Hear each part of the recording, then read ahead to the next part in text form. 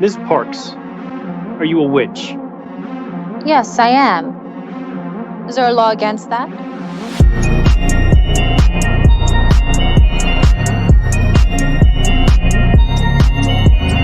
Control yourself!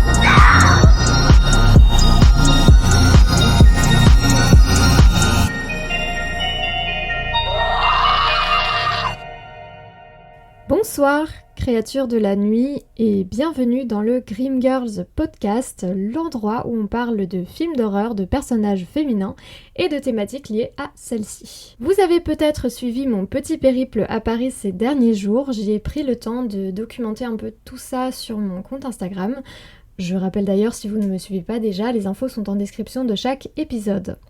Ça faisait depuis le Stabaton, donc depuis cet été en fait, que je n'étais pas passée par un festival et j'avoue que ça m'avait beaucoup manqué. J'ai donc fait le voyage de Bruxelles jusqu'à Paris pour assister au PIF, le festival de films fantastiques de Paris, qui a lieu donc tous les ans au mois de décembre. Pendant une semaine, le cinéma Max Linder accueille leur programmation qui va de long métrage à court métrage.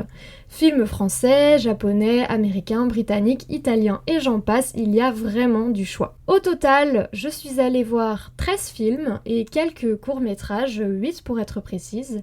Et dans le lot, j'ai eu quelques coups de cœur, quelques déceptions aussi, forcément. Je vais vous parler de quelques-uns de ces films qui vont, j'espère, vous convaincre d'aller y jeter un œil. Et puisque ces films ne sont pas encore sortis pour la plupart, je ne vais pas spoiler. On est donc sur une analyse qui va pas être trop poussée non plus pour pas en dévoiler trop, mais j'espère que ça vous plaira quand même. C'est parti donc pour une petite sélection de films décalés, tragiques, gore et tournés vers des personnages féminins projetés au pif.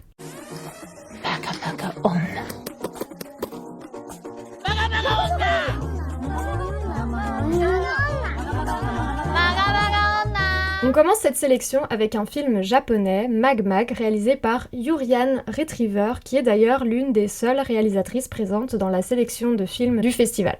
Avant tout actrice de série principalement, Yurian, elle signe ici son tout premier essai à la réalisation. Comme contexte, l'équipe du festival nous a permis de visionner une vidéo courte de présentation par donc la réalisatrice, où elle va expliquer que ce film il est en fait inspiré de ses histoires d'amour passées, sans donner plus de détails, et du coup il y a de quoi remercier ses ex, sans qui cette petite pépite qui joue avec les codes de la J-horror et des comédies horrifiques n'aurait du coup pas existé. Narrativement, Mag Mag il est pas forcément très simple à suivre.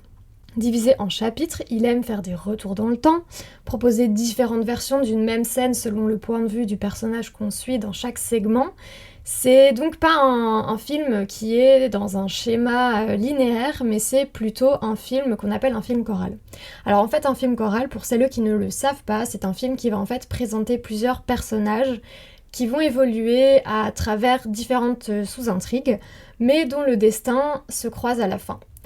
Généralement, dans ce genre de film, il y a une thématique qui va lier en fait tous ces sous-intrigues, qui va donc former en soi l'intrigue principale. Un exemple récent, c'était Weapons, ou Évanoui en titre français, de Zach Cregger, qui est découpé en points de vue selon le personnage. Ici, on est sur une construction qui est très similaire, c'est-à-dire que des écrans titres vont apparaître régulièrement pour séparer vraiment chaque séquence.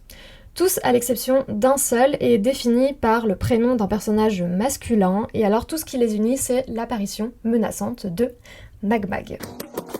Mag Mag c'est en fait une sorte d'entité démoniaque et qui est du coup assez difficile à arrêter, qui de façon assez contradictoire tombe follement et tellement amoureuse des hommes qu'elle les tue en aspirant leurs yeux. Le film, il va s'ouvrir sur un jeune homme terrifié qui explique à son ami qu'il est stalké par une femme aux longs cheveux noirs et hirsutes et à la robe rose. Son ami lui dit que pour s'en débarrasser, il a qu'à lui dire qu'il la déteste. Et on dirait que ça marche pendant un moment parce qu'elle va disparaître. Sauf qu'elle va revenir un peu plus tard et l'assassiner dans les toilettes de son lycée. Après cette scène, on nous présente les personnages les plus importants de l'histoire. On a donc Sanae, qui est amoureuse obsessive carrément d'Akira, qui est lui-même intéressé par Rumi, que Sanae déteste donc plus que tout. On est alors face à l'obsession pour une personne, en l'occurrence un homme, que ce soit au niveau de Sanae, qui est tellement addict à son crush qu'elle a plein de statues de lui chez elle, c'est hyper creepy.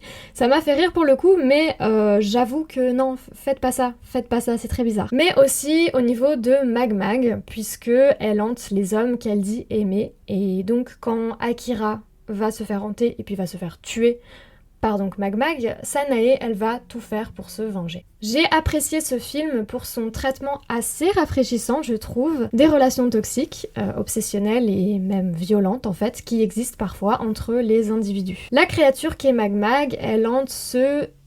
alors, le masculin ici, il est intentionnel parce que je l'ai dit, c'est surtout les hommes qu'elle cible. Donc elle hante ceux qui ont causé du tort à leur partenaire ou même à des femmes de manière générale. Que ce soit en les insultant, en les rabaissant, en les trompant sans aucune gêne évidemment, et même en les battant. Mag Mag, elle représente en fait la vengeance, celle qui ne recule devant rien pour être accomplie. Et malgré tout, il reste ce fameux « je t'aime » qu'elle leur dit à tous, reflet du fait que malheureusement ces femmes qui ont été violentées éprouvent ou ont éprouvé un vrai amour pour ceux qui leur ont causé du tort. Le film, il parle aussi d'obsession, de ce qu'on pense être l'amour, mais qui est en fait quelque chose de beaucoup plus sombre et de beaucoup plus malsain. Parfois, on va se rendre compte très tard en fait de la toxicité de l'amour ou même du pseudo-amour en fait qu'on peut avoir pour quelqu'un. Parfois, on va pas s'en rendre compte du tout d'ailleurs. Le personnage de Sanae, c'est un personnage qui est vraiment jalouse. Elle est violente dans le prétendu amour qu'elle porte à Kira. Je dis prétendu parce que pour moi, l'amour, c'est quelque chose qui est un minimum sain et qui est pas du tout toxique et obsessionnel comme ça. Je ne vous dis pas comment, mais Sanae, elle va réussir finalement à briser son cycle de relations toxiques. Le film Mag Mag, il est donc, je trouve, intéressant dans son propos sur les violences de certaines relations, ainsi que sur le désir de vengeance après avoir été aussi violenté. Le tout avec un ton complètement déjanté, bien japonais. Une bonne surprise donc. Estás muy loca. Te dejaste el bigote. Me encanta cómo te queda. ¿Ves que no he perdido mi acento? Lo hago por ti. Te excitaba, te calentabas cuando yo te hablaba así.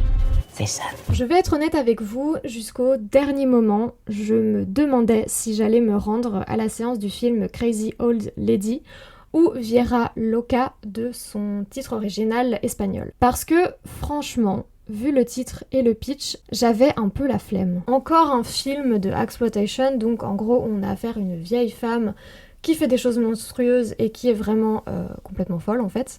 J'ai pas trop la patience pour ça, je vous avoue. Surtout qu'en général, dans ce genre de production, les femmes âgées en question, elles sont pas des personnages construits, mais c'est vraiment l'archétype en fait de la vieille femme folle et moi ça me hype pas du tout du coup.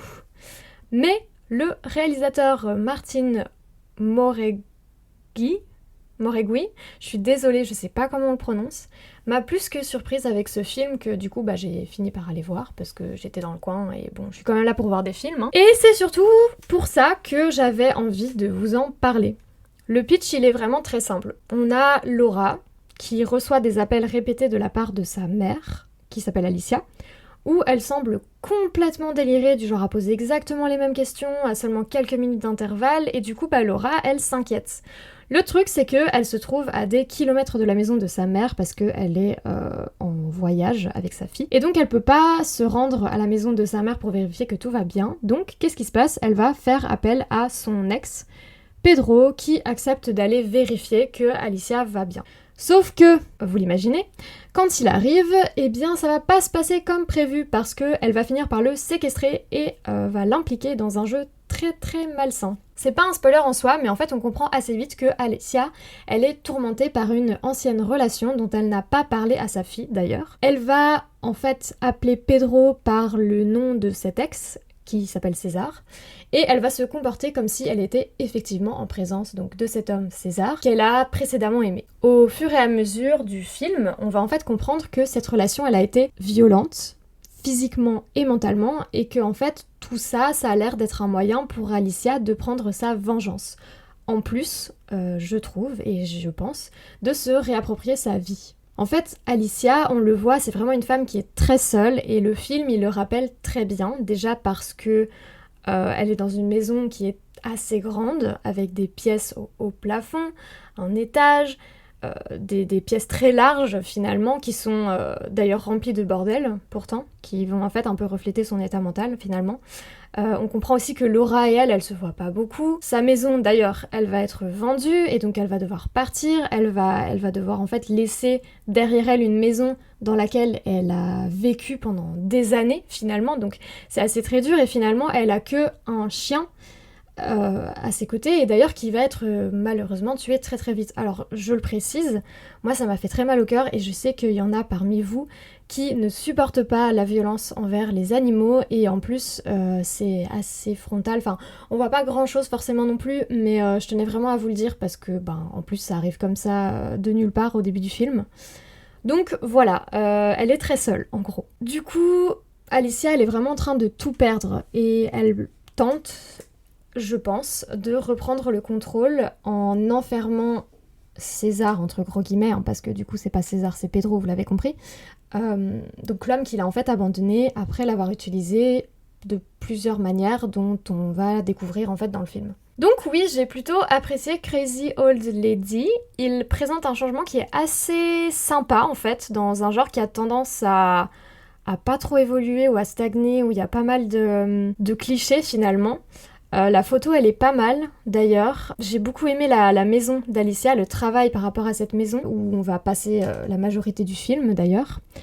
Par contre, et ça je voulais vraiment le dire, je voulais vraiment en parler parce que c'est quelque chose qui m'a vraiment gênée. Il y a évidemment pas de trigger warning au préalable, donc je me dis que c'est peut-être bien de vous le dire, mais en fait dans ce film il y a une scène de viol par Alicia sur Pedro. Alors c'est très rare de représenter une agression sexuelle sur un homme dans le cinéma. Et malheureusement, de mon point de vue, en fait, ce film, il va pas le faire de la bonne façon. C'était pas nécessaire, je trouve. Et en plus, ça rentre vraiment en contradiction avec le personnage et ses intentions. Donc, c'est marrant parce que à la sortie de la séance, j'ai discuté avec Inès du podcast Deux salles, deux ambiances. Coucou d'ailleurs au podcast, coucou à Inès. Et n'hésitez pas à aller checker leur page Instagram et même leur podcast, en fait. Vous allez, je suis sûre, vous allez trouver ça super cool. Bref, donc j'ai discuté avec Inès et j'ai beaucoup aimé ce qu'elle m'a dit. Elle m'a dit qu'elle aurait préféré que Alicia lui coupe le pénis plutôt qu'elle le viole, tout simplement. Parce que clairement, quand je vois ce genre de scène, que ce soit dans ce film-là ou dans d'autres films, j'arrive pas trop à avoir d'empathie après pour le personnage qui a perpétré cette agression. Et c'est dommage parce que j'en avais vraiment pour Alicia jusque-là et après j'arrivais plus quoi. Donc j'ai vraiment eu du mal avec le film à partir de là et jusqu'à la fin, du coup il m'a pas convaincue. Donc je trouve ça dommage, mais je voulais quand même en parler, je voulais quand même le recommander, ne serait-ce que pour le fait que pour une fois le personnage de femme âgée est vraiment bien écrit, il est construit, il est travaillé, en plus d'être très bien interprété pour le coup par l'actrice Carmen Maura. Dollhouse, c'est un film japonais écrit et réalisé par Shinobu Yaguchi qui parle de deuil et de la difficulté de le faire justement. Alors il va commencer vraiment très fort et c'est assez difficile, donc accrochez-vous. On a donc une femme qui est aussi mère d'une petite fille qui décide de laisser donc sa fille et ses copines à la maison le temps de faire une course rapide. On a donc une alternance de plans entre cette femme. Apparemment elle s'appelle Yoshie, mais je vous avoue que je me rappelle pas que ça a été dit dans le film, c'est vraiment en allant voir sur Letterboxd que j'ai vu qu'elle s'appelait comme ça, donc après peut-être que j'ai juste laissé passer ça, donc s'il y en a qui ont vu le film, dites-moi si je me trompe. Donc on a des plans en alternance entre donc cette femme et des plans des filles dans l'appartement qui décident en fait de jouer à cache-cache. Et au moment où la petite Mai, donc qui est la fille de cette femme qu'on va suivre, va se cacher, on va uniquement suivre Yoshie du coup qui va rentrer chez elle. Et quand elle rentre en fait il y a personne dans la maison.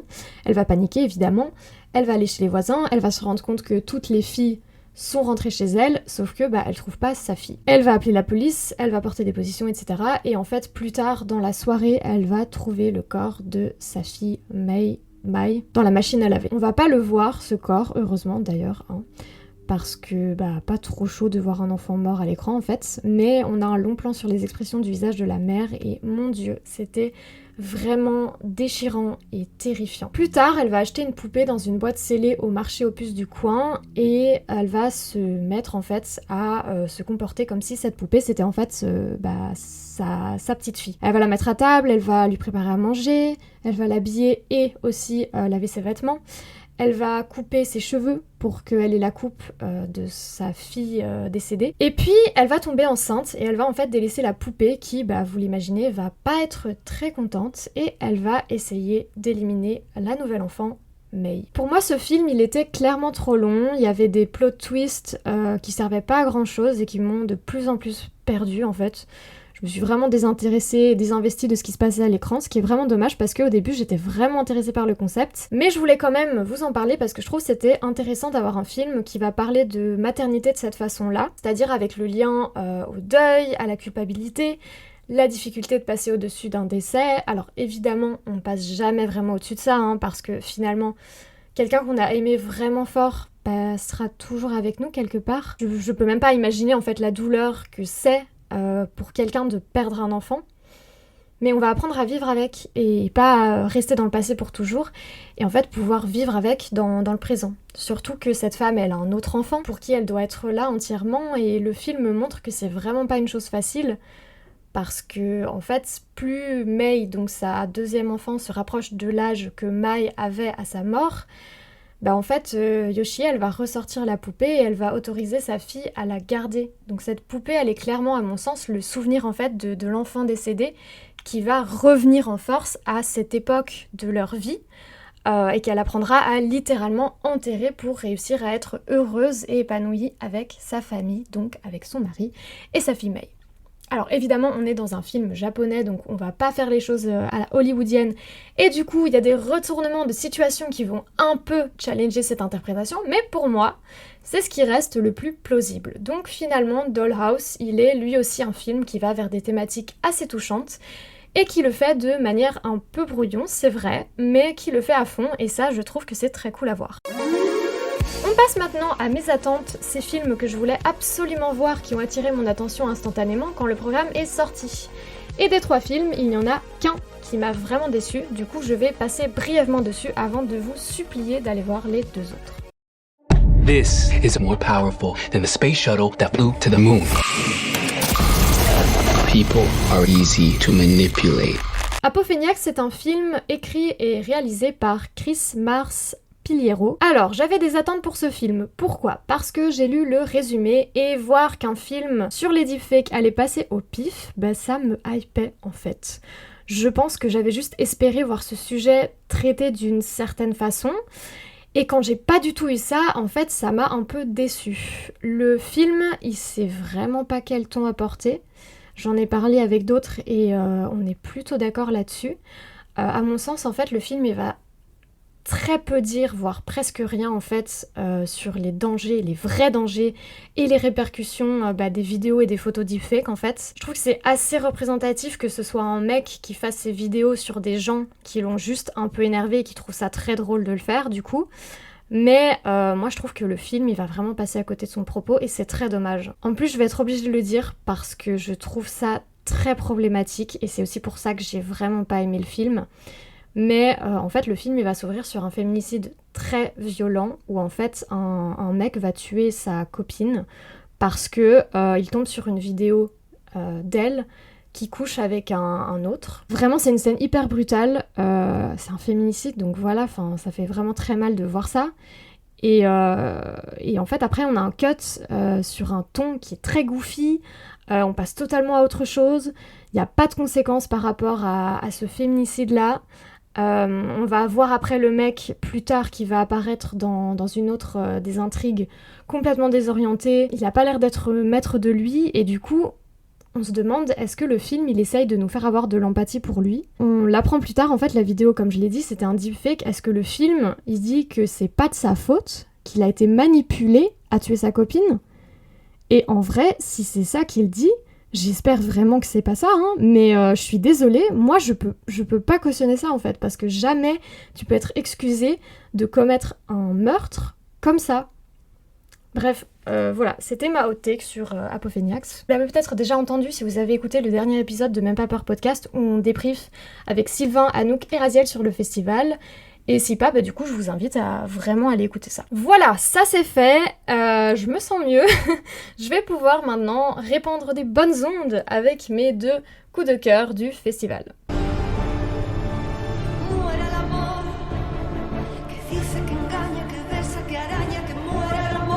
Quand j'ai su que Silence, ou Silencio de son titre original, parlait de vampires et d'histoires d'amour lesbien, alors comment vous dire que j'étais très hypée de le voir. Vous connaissez mes goûts, je pense, maintenant.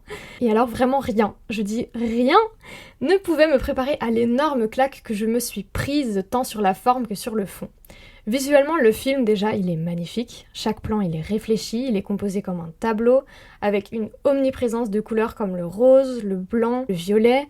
Si vous avez vu le film La Pietà du même réalisateur, donc Eduardo Casanova, vous voyez un peu le genre d'esthétique à laquelle il donne vie dans son travail. C'est vraiment magnifique visuellement. Le travail sur les costumes, d'ailleurs, ils sont magnifiques, sur les maquillages, sur les prothèses des vampires.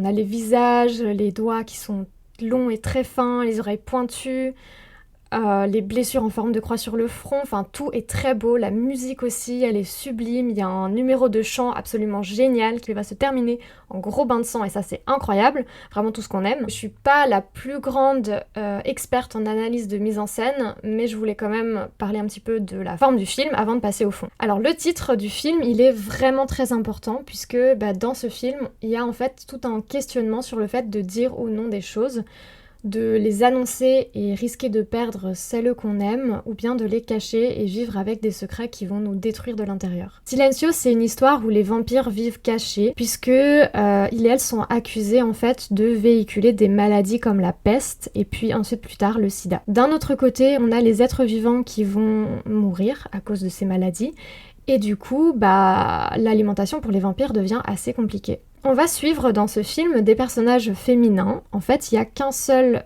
personnage masculin qui est nommé, d'ailleurs c'est Felipe et il est humain. Et il entretient une relation avec Veronica, donc il va essayer en fait de tuer dès qu'elle va lui dire que sa vraie nature c'est être vampire. Quelque chose d'ailleurs que ses sœurs lui avaient fortement déconseillé de faire, mais parce qu'elle est très amoureuse de lui, elle va pas les écouter, elle va lui dire. Donc c'est pour ça que des années plus tard, en 1989, quand l'enfant de cette union, Malva, va annoncer à sa mère qu'elle a rencontré quelqu'un dont elle est amoureuse, Veronica, elle va pas le supporter.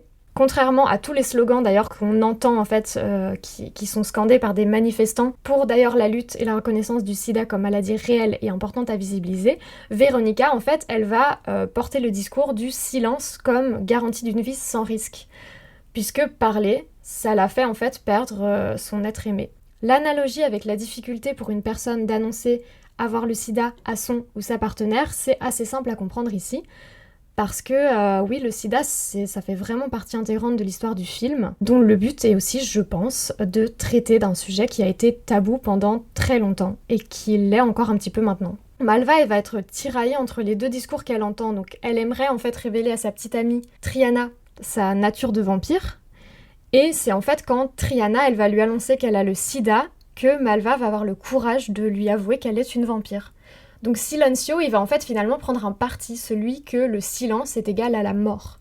Que se taire sur ce genre de choses peut avoir des conséquences terribles, non seulement sur soi, mais aussi sur l'histoire avec un grand H, parce que notamment Triana, elle va réussir à trouver un vaccin pour lutter contre le sida, et si elle et toutes les autres n'avaient rien dit de leurs conditions, auraient préféré le silence, alors cette avancée, elle n'aurait pas été possible. Par rapport à Malva, elle n'aurait jamais pu être elle-même avec la femme qu'elle aime. Vraiment, ce film, il est profondément queer. L'histoire d'amour lesbienne qui s'y déroule, elle est très touchante. J'ai vraiment failli pleurer. Bon, après, j'ai la larme facile, mais je vous assure que c'était magnifique. Donc oui, j'ai adoré Silencio et il est possible de le regarder sous son format original, c'est-à-dire scindé en 3 épisodes d'une 20aine de minutes, ou bien en film qui dure du coup un peu plus d'1 heure. J'ai vraiment trouvé que les 3 parties s'imbriquent très bien, donc honnêtement, je recommande l'expérience de tout regarder d'une traite. De toute façon, si vous êtes charmé par la première, ça ne m'étonnerait pas que vous enchaîniez directement avec les 2 suivantes. You can live here with us. I'm afraid I can't. I need to find my parents. I want to help you, Mary. Noho makito matotaha. On arrive déjà au dernier film dont je voulais vous parler. Last but not least, vu que c'était non seulement une grosse attente et un énorme coup de cœur, je vous présente le sublime Marama, le premier long métrage du réalisateur néo-zélandais Taratoa Stappard. Marama, c'est un film d'une beauté visuelle infinie où chaque plan va transpirer la poésie. On va y suivre en fait Marama, dont le nom britannique est Mary Stevens, qui va arriver en Angleterre pour découvrir quel est son héritage. Sa mère lui a été arrachée très jeune et elle a été recueillie par une famille européenne complètement éloignée de sa culture d'origine, la culture maori. Alors, je ne suis pas du tout experte sur le peuple maori, je vais un peu expliciter ce que j'ai trouvé, mais je risque de ne pas tout couvrir et d'oublier des choses importantes, donc si vous avez des précisions, des commentaires ou quoi que ce soit d'autre, vraiment n'hésitez pas. Les Maoris, c'est en fait un peuple originant de Polynésie et qui s'est, par le voyage, surtout installé en Nouvelle-Zélande. Leur langue est d'ailleurs officielle dans le pays. Et encore aujourd'hui, les personnes de descendance maori composent une plutôt grande partie de la population néo-zélandaise. Le réalisateur lui-même, il est d'ailleurs concerné. Il a d'ailleurs pendant le festival, après la projection, montré des photos de ses ancêtres et a un petit peu relaté leur histoire. C'était vraiment très intéressant, vraiment très touchant aussi. Dans la culture maori, on retrouve par exemple le haka, qui est une danse très puissante qui demande des mouvements très saccadés, des expressions très marquées, des cris qui viennent du ventre, qu'on va d'ailleurs voir dans le film. Il y a aussi des tatouages qui sont très significatifs, qu'on va d'ailleurs aussi voir dans le film, comme le moko kowai, un tatouage sur le menton uniquement fait aux femmes, et qui va en fait représenter leur identité, leur statut lié à la communauté et à leurs ancêtres. C'est aussi un symbole de puissance et de connaissance de sa propre identité. C'est vraiment passionnant et c'est assez rare de voir des films, encore plus des films de genre, traités de ce peuple et de cette culture. Alors le film, c'est pas un documentaire, il va pas prendre le temps d'expliquer chaque élément historique, mais moi je trouve qu'on n'est pas perdu dans ce film. On va nous en donner suffisamment pour comprendre les enjeux et en même temps pas assez entre guillemets pour pouvoir se renseigner par après. Marama, il s'annonce comme un film anticolonial et féministe. J'avoue que selon moi, c'est plutôt une bonne description. Anticolonial parce que le film, il aborde de manière assez frontale les violences coloniales que le peuple maori, et d'autres évidemment, ont subies et se positionne évidemment très clairement contre, offrant des personnages blancs et européens qui vont s'approprier en fait la culture maori et qui vont l'agresser à des niveaux très différents. Par exemple, un riche anglais, il va faire importer une maison ancestrale maori dans son jardin. Il y a des hommes et des femmes blancs, blanches, qui vont revêtir des parures traditionnelles comme des déguisements, qui vont parler la langue sans faire partie du peuple. Et puis il y a une scène qui est très graphique à la fin du film, que je vais pas raconter, mais celles et ceux qui ont vu le film savent de quoi je parle. Un film féministe aussi, dans le sens où la thématique de genre, elle va en fait parfaitement s'emboîter avec les enjeux coloniaux. Marama, alias Mary, c'est une femme, et en tant que femme, elle est déjà victime d'une misogynie, doublée par son identité racisée, une identité maori qui plus est très exotisée et rabaissée aux yeux des hommes blancs présents dans le récit. Il y a aussi, dans son histoire qu'elle découvre au fur et à mesure, une dimension de sororité dans le sens familial du terme, mais aussi social. Elle va découvrir qui sont les femmes de sa véritable famille, elle va tout faire pour les ramener à la maison, en leur mémoire et pour le respect de leur identité volée. Elle se lie aussi à Peggy, qui est la femme de chambre et un peu la bonne à tout faire du manoir, qui est d'ailleurs elle aussi pas très respectée en tant qu'individu. Ce film, il est absolument magnifique, autant visuellement que thématiquement. Je peux évidemment pas imaginer toute l'importance et l'urgence pour les personnes maoris d'avoir des représentations positives et anticoloniales de ce genre. Je dirais juste que je pense que c'est très important et que ça l'est encore plus de laisser des personnes concernées en parler. Ici, comme je l'ai dit, le réalisateur savait de quoi il parlait, ça se sent, il y a une bienveillance, il y a un aspect très personnel dans ce film, et du coup ça m'a encore plus touchée. Je vous conseille vraiment de le voir, j'espère de tout cœur qu'il aura une petite sortie au moins en salle, parce qu'il le mérite vraiment. C'est d'ailleurs, après The Ugly Stepsister, mon film favori de 2025, et Silencio, le numéro 3. Comme ça, vous savez à quel point j'ai adoré ces films. Il y a, comme je l'ai dit, d'autres films que j'ai visionnés. Au total, sans les courts-métrages, j'en ai vu 13. Ça me semblait pas forcément pertinent de vous parler de tous. D'ailleurs, c'est déjà beaucoup trop long comme épisode. Mais je voulais quand même vous parler de ceux qui rentrent dans ma DA. Je voulais juste encore citer Steak Dinner, un court-métrage américain qui a reçu le prix du jury et je trouve qu'il le mérite vraiment. Il présente un couple lesbien dont l'une des partenaires rentre un soir à la maison avec une petite créature blessée. Cette créature, elle ressemble à un escargot un peu plus grand que ceux dont on a l'habitude et il est vraiment trop mignon. C'est un cours qui est assez drôle, où il y a une bonne tension et des enjeux clairs pour chaque personnage. J'ai trouvé super sympa, donc je me permets de vous en parler, j'espère qu'il sera disponible bientôt. Et voilà, c'est tout pour mon épisode spécial PIF. Ce ne sera clairement pas ma dernière édition, j'ai déjà très hâte d'y retourner. Ce festival, c'est bien sûr des films, mais c'est aussi les rencontres. J'ai été très heureuse de rencontrer plein de passionnés, certaines que j'avais déjà vues, d'autres que je connaissais des réseaux, mais qui ont tous et toutes été absolument génialissimes et qui ont fait de cette semaine une expérience inoubliable. J'espère que ce retour et que les stories que j'avais postées tout le long vous ont donné envie de vous y rendre. Merci de m'avoir écouté. Et je vous dis à dans une semaine pour le dernier épisode de l'année.